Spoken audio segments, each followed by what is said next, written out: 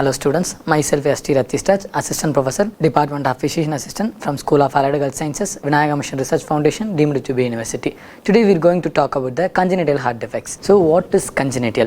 A congenital refers to the birth defect. A congenital heart disease is an anatomical structure of abnormalities in the valves and the blood vessels of the heart that affects the circulation of the body existing since the birth.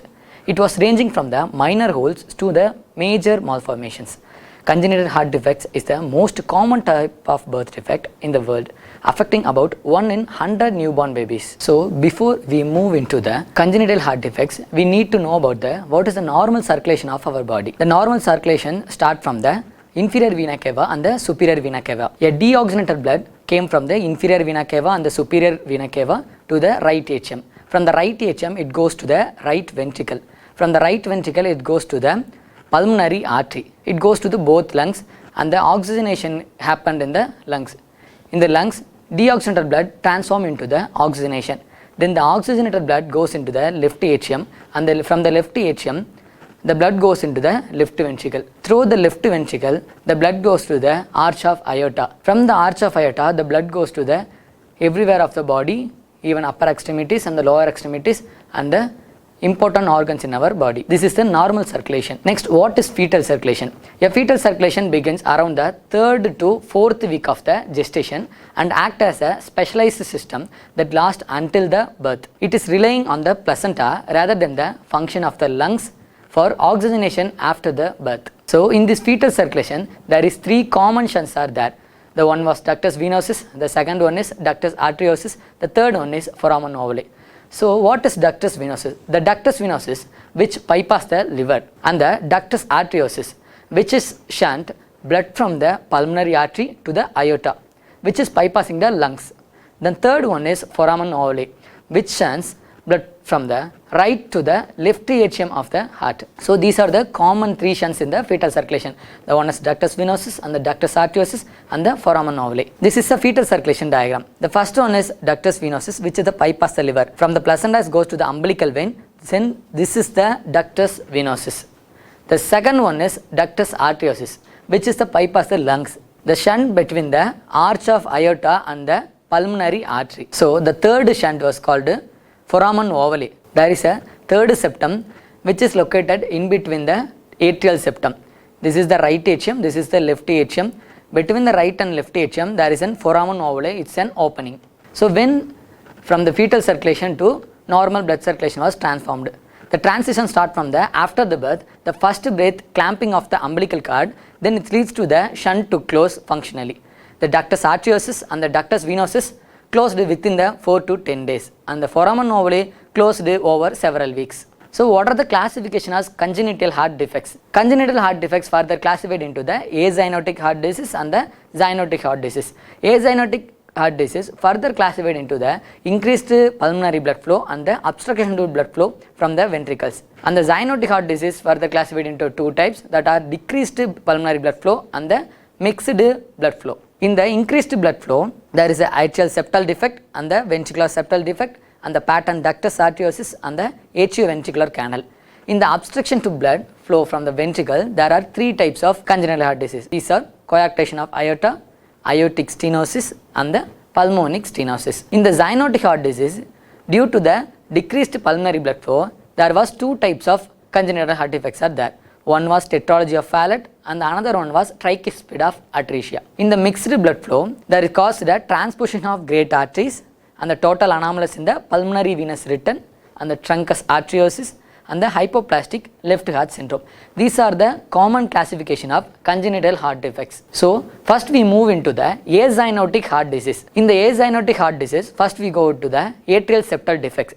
Atrial septal defect, ASD, it is a birth defect characterized by an abnormal opening in the interatrial septum. What is interatrial septum? Between the right atrium and the left atrium, there is one septum was formed after birth. Before the septum was formed, there is an opening was called as a foramen ovale. When the foramen ovale was not formed after the birth, it was called as an atrial septum defect. It was allowing blood to flow between the right to left atria. Due to this, a deoxygenated blood mixed into the oxygenated blood. It causes a left to right shunt oxygenated blood flows from the left atrium to right atrium. In the atrial septum, there is divided into the two types. One, septum primum and the septum secundum. What are the causes of ASD? It happens as the baby's heart is forming during pregnancy. The causes are most commonly changes in genes, some medical conditions, certain medicines, smoking and alcohol misuse.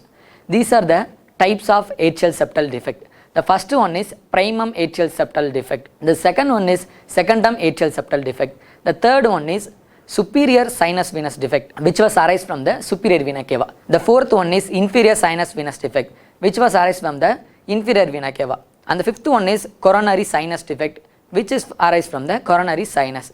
These are the 5 common types of the atrial septal defect. Let's we move into the pathophysiology of atrial septal defect. What is the pathophysiology of atrial septal defect? Due to some etiological factor, we will discuss in the last slide. The atrial septum was opened. Then the left atrial pressure was increased compared to the right atrial pressure. Then the left to right shunt was changed. Then increased right atrial volume. It leads to the increase of the right ventricular volume. It was leads to the right ventricular dilation and the right ventricular hypertrophy. It leads to the increased pulmonary blood flow and the circulation. It was leads into the pulmonary hypertension and it goes to the reversal of the shunt right to left. It's finally in the last stage it leads to the right heart failure. So what are the symptoms are present in the atrial septal defect? There are some symptoms are present: irregular heartbeats, also called the arrhythmias, the shortness of breath, tiredness, swelling of the legs, feet or belly area, skipped heartbeats or palpitations. So what are the investigation we need to take in the atrial septal defect? First we need to know about the present and past medical history of the parents and socioeconomic status and the personal history and other all histories. Then we move into the physical examination. After birth or in the pregnancy time, we need to know about the congenital anomaly scan and the vitals to be checked before and after the delivery. And we move into the chest X-ray and the electrocardiography. That ECG would help to find the irregular heartbeats, which is called as an arrhythmias. Then we will find out from the echocardiography and the computer tomography and the cardiac magnetic resonance imaging scan. Before going into the CT scan, the echo features are mostly important. In the 2D echocardiography findings, there is a direct visualization of the heart was present. There is a defect in the interatrial septum. The size of defect measured in the millimeter size. The location helps to identify the which type of atrial septum defect is it. Ostium primum, ostium secundum and the sinus venous. The ostium primum lower septum near the avic valves. The ostium secundum which was in the mid septum. The sinus venous is near SVC or IVC junctions. And the other echo features are chamber enlargement. Due to the increased pressure to the right atrium, the right atrial enlargement was there and the right ventricular dilation was there. Interventricular septum was flattening due to the right ventricular volume overload. In the color Doppler echocardiography, there is a left to right shunt seen as a color flow across the atrial septum. It was shown in the red and blue color. Continuous flow from the left atrium to right atrium. So what are the treatments are involving in the atrial septal defects are? It's depending upon the size of the hole in your heart, whether there are other heart problems are present at the birth for the baby. So the medication treatment are beta blockers, which is control the heartbeat, and the anticoagulants, which is control the coagulation, and the diuretics reduce fluid buildup in the lungs and the other part of the body. So these are the surgical closure methods we will use in the atrial septal defect: direct suture and the patch closure, primum repair, sinus venous repair, minimally invasive. These are the type of closing method. The direct suture used for the small atrial septal defect with the simple suture closure technique. The patch closure type of closure used for the medium large AST. The pericardial or synthetic patch technique was used here. The primum repair used for the ostium primum. The patch plus a mitral cleft repair technique was used there. And the sinus venous repair, there is an sinus venous atrial septal defect was used. Patch redirection of PVs are technique for a sinus venous repair. Then the minimally invasive surgery. In the minimally invasive surgery, a selected secondum ASDs are used in the minimally invasive surgery, and the mini thoracotomy or robotics techniques are used in the minimally invasive surgeries. So this is the atrial septal defect closure using an expanding device. This is the minimal invasive procedure. The AST closure with a minimal invasive catheter procedure used by the self-expanding mesh device. See, this is a self-expanding mesh device via the artery in our groin. It guided to the heart and expanded to seal the defect. In the fourth image, we will show the expanded to the seal the defect of atrial septal defect. Next we move into the ventricular septal defect. A ventricular septal defect, it is a hole in the wall between the two lower chambers of ventricles of child's heart. A ventricular septal defect from an incomplete wall can allow oxygen rich blood from one side of the heart to mix with the oxygen poor blood from the other. So these are the types of ventricular septal defect. These are inlet VSD, this is outlet VSD, this is perimembranous VSD, this is muscular VSD. In these four conditions, perimembranous VSD is the most common VSD. Perimembranous VSD affects 70 to 80% of the cases. The muscular VSD 5 to 20% of cases. Inlet VSD 5% of cases. Outlet VSD is a rare condition. In the perimembranous ventricular septal defect, it was located in the upper thinner part of the septum below the aortic valve. In the muscular ventricular septal defect, it occurs in the lower thick muscular septum. These are often small, can be multiple, sometimes it is called as an Swiss cheese septum. The third one is inlet VSD. It located just below the atioventricular walls of mitral and tricuspid wall. Then the outlet VSD situated just below the pulmonary and aortic walls. So symptoms of VSD is rapid breathing or shortness of breath, fatigue or sweating during feeding, poor weight gain or growth, frequent respiratory infections. The complication in the VSDs are heart failure, aortic regurgitation, enlarged ventricles, endocarditis, abnormal heart rhythm and CVA. What are the investigations done in the ventricular septal defect? It is also known as the echocardiography, chest X-ray and computer tomography, cardiac MRI, cardiac catheterization. The echo features are seen in the ventricular septal defect are in the direct visualization there is a defect in the interventricular septum. The size of the defect measured in the millimeter size, left atrial and left ventricular dilations mostly in the moderate and the large VSD conditions, and the pulmonary artery pressure assessment using the Doppler gradient may show the aortic valve prolapse or aortic regurgitation. In the color Doppler echocardiography, turbulent left to right systolic shunt was there. The echo determines site, size, number of defects and the hemodynamic significance. What are the medications we will use in the ventricular septal defect? To manage the symptom of heart failure, we need to give the diuretics and the ACE inhibitors, digoxin. Diuretics, for example, furosemide. It was reduce the fluid in the lungs. In the ACE inhibitors, there is an example for captopril and the enalapril. It is lower the pressure and reduce shunting. In the digoxin, there is an improved heart contraction efficiency. In the last step of surgery is open surgery. In the open surgery, the standard highly successful treatment involving sewing a patch over the hole typically performed between 3 to 6 months of age. And the other treatment, pulmonary artery banding and a catheter based closure. A pulmonary artery banding, a temporary less invasive procedure to reduce the blood flow to the lungs in very ill infants before the definitive repair. A catheter based closure, a less invasive method sometimes used to close the specific types of VSD. Then we move into the patent ductus arteriosus. This is the third defects. The patent ductus arteriosus is a congenital cardiac defect in which the ductus arteriosus. What is ductus arteriosus?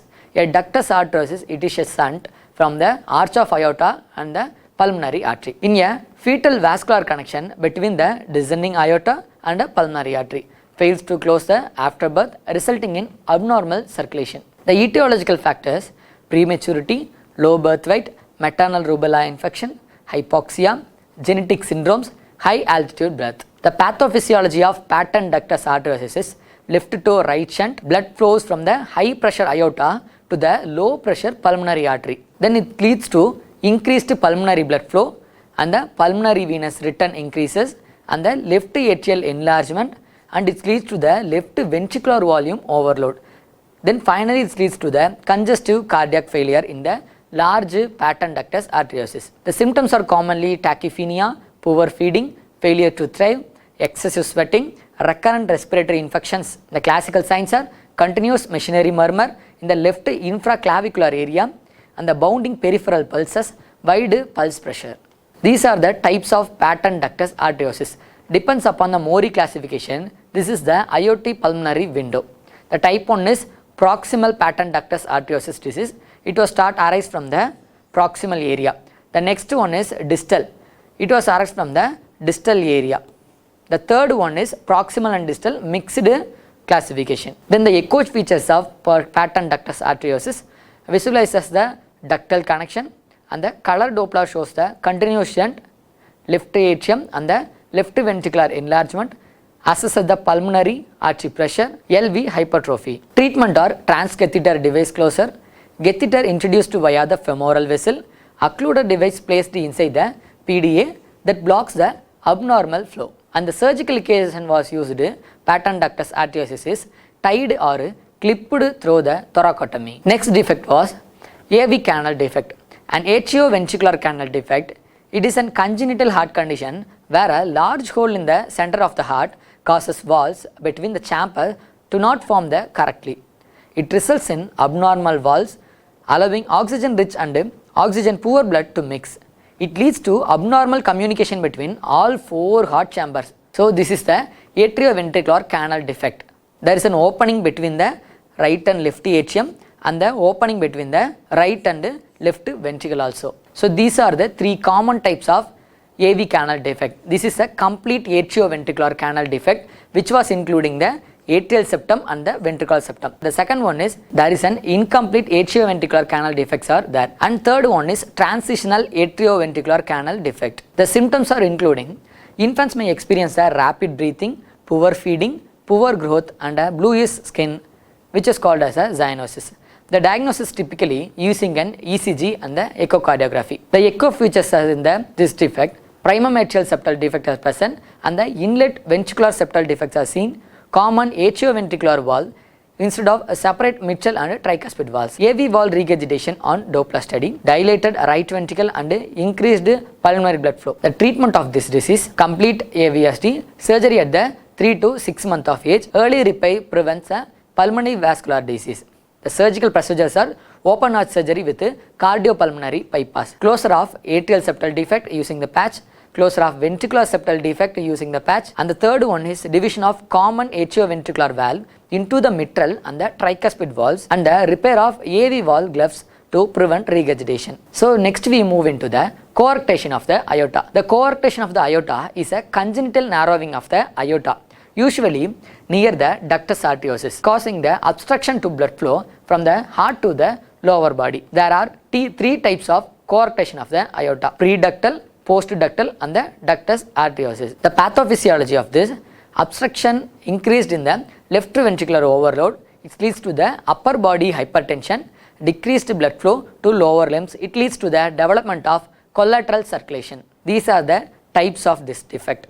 This is preductal, this is paraductal and this is the postductal. The echocardiographic changes, the narrowed aortic segment, Doppler pressure gradient across the coarctation, left ventricular hypertrophy. In the chest X-ray, there is a rib notching is present in the collateral vessels. Figure of 3 signs is present in the chest X-ray. What is the definitive treatment of this is surgical repair, resection with the end-to-end anastomosis and the subclavian flap aortoplasty and the patch aortoplasty and the balloon angioplasty plus shunting, preferred in the older children and the adults, and it is an catheter based widening procedure. This is a subclavian flap aortoplasty. These are the steps of subclavian flap aortoplasty. This is a patch aortoplasty. Next we move into the aortic stenosis. Aortic stenosis is a condition which is characterized by a narrowing of the aortic valve opening, causing obstruction to blood flow from the left ventricle to the aorta during the systole. The pathophysiology, left ventricular outflow obstruction, it leads to the increased left ventricular pressure, it leads to the left ventricular hypertrophy and it leads to the reduced cardiac output. This is the aortic valve stenosis. See, this is the healthy aortic valves in the opening position and the closed. This is the aortic valve stenosis. Clinical features in the aortic stenosis were the signs are ejection systolic murmur at a right second intercostal space and the murmur radiates to the carotids, slow rising pulse, narrow pulse pressure. The symptoms are including the angina, syncope and the dyspnea, heart failure. The investigations are involving in the aortic stenosis. Echocardiographic is a gold standard investigation of this. A thickened calcified aortic valve was there and the reduced valve opening was there, and increased transvalvular gradients are there, and LV hypertrophy is there, and Doppler measures severity was there. In the chest X-ray, LV enlargement and the post-stenotic aortic dilation was seen. The definitive treatment for aortic stenosis is aortic valve replacement and the surgical valve replacement and the transcatheter aortic valve implantation. This transcatheter aortic valve implantation called as a TAVI and the balloon aortic valvulotomy. The medical managements are diuretics, control hypertension, avoid excessive vasodilation. These are the types of valve.